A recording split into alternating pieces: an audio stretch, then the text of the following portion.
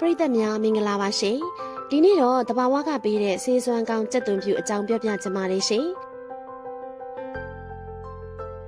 ဈေးကြီးတဲ့ဆေးဝါးတွေဝယ်မသုံးဘဲကိုယ့်ပတ်ဝန်းကျင်မှာအလွယ်တကူရှိနေပြီးဟင်းချက်တဲ့နေရာမှာလည်းအသုံးပြုတဲ့အစားအစာတွေနဲ့ကိုယ့်ရဲ့ခန္ဓာကိုယ်ကိုကောင်းကောင်းကြီးစောင့်ရှောက်လို့ရပါတယ်ကြက်သွန်ဖြူအစိမ်းကိုမကြခဏစားရင်ရင်ဘတ်ထဲကတင်းတင်းကြပ်ကြပ်ဖြစ်တာနဲ့စူးကနေနာကျင်တတ်တဲ့ဝေဒနာတွေတိတိသားသားတက်တာသွားတာကိုကြက်သွန်ဖြူကြိုက်သူတွေသတိထားမိမယ်ထင်ပါတယ်။ဒါဆိုရင်ကြက်သွန်ဖြူကိုဘယ်လိုစားရမလဲဆိုတာအရင်ဆုံးပြောပြချင်ပါတယ်။